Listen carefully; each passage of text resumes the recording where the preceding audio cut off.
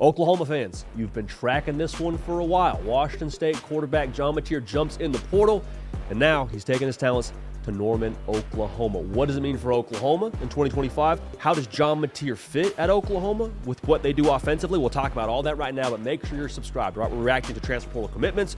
We have college football analysis for you, not just during the season, but year-round. So make sure you're dialed in. I'm going to talk a lot about your Sooners here. Have a feeling now with John Mateer running the show out there.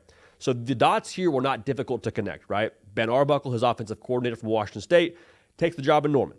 John Kuzieski, his quarterback coach at Washington State, takes the job in Norman. So they're like, okay, we got a quarterback coach now on the offensive staff in Norman. You got your offensive coordinator taking the same position in Norman. This makes a lot of sense. He jumps in with a do not contact tag. It makes a lot of sense. But to see it actually come to reality as an Oklahoma fan, it's okay to be excited about this. Like, yeah, last year was last year offensively, but I think what he brings to the table here from a production standpoint, from an experience standpoint, from a skill set standpoint, it can be massive for you. And I said this when John Mateer, or it was announced rather, he was going to eventually end up in the portal.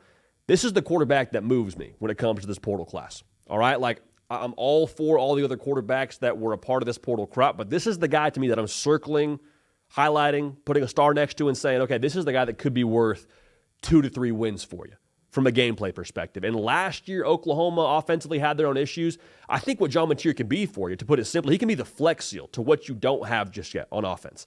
The offensive line had issues. You would hope now, with that staff, with Brent Venables, you can maybe make some more hay in the transfer portal and attract some more pieces to come play with John Mateer. But even if it's not 100% perfect just how you like it, John Mateer, with his athleticism, with his playmaking ability, he's able to be that problem solver for you. He's able to slap that flex seal over that leaky offensive line, or able to generate some more explosive plays whenever those wide receivers aren't able to get open after the first 1 to 2 Mississippis. Like, it's very tough to stop an offense when the quarterback never says die on the play, and you can never pin him down any given play. I'll say this too. To put it another way, whenever the offense has a chance to get a second play within the already original play, that's where it's just a pain and a half for a defensive coordinator. Because you might have the right blitz dialed up. You might have the right scheme and coverage dialed up. But when John Mateer breaks contain now, whole new play. And you got to find a way to win that play. And John Mateer, for the record now, Washington State won a lot of those plays.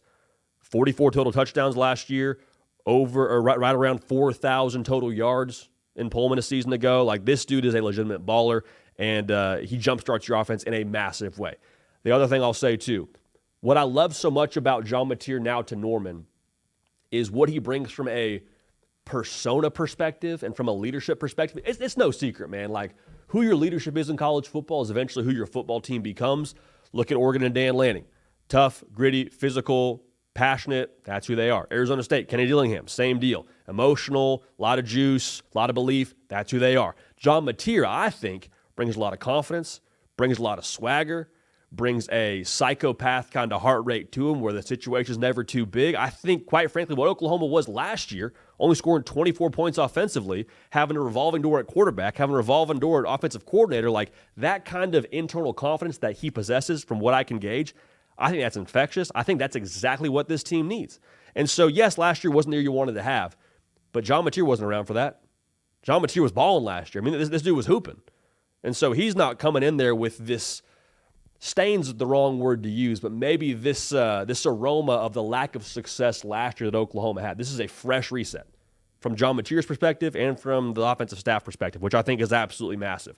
Now, why Oklahoma? Makes a lot of sense. He is going somewhere where he is comfortable with the individuals in charge of coaching him. From John Kuzieski to Ben Arbuckle. Like, this, to me, this was not a difficult set of dots to connect. And so what that means for John Mateer, in my opinion, for the Oklahoma offense is, like, you don't have to have the situation where your most important player on offense is playing catch-up because he just got there via the portal.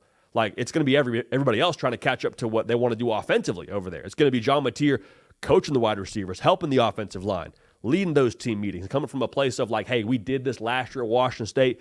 Here's how you can be successful doing this here at Oklahoma. So there's a lot to like here. There's a lot to like, to put it simply. A lot to like. I'll also say this, the defense under Brent Venables, that's usually the part of the football that you don't have to worry about in Norman with him now, you know, as the head coach out there. Like, the first year was the first year. If you can get the offense rolling, even the version of what it was last year at Washington State with Mateer at quarterback, and you pair a Brent Venables brand of defense on that side of the football, Oklahoma's going to be a force. Now, does that mean they're in Atlanta at the end of the year? I don't know. A lot of that probably has to do with John Mateer. But the way this is shaping up now, if you can get some more portal pieces around Mateer, you can have that defense, again, be kind of BV branded.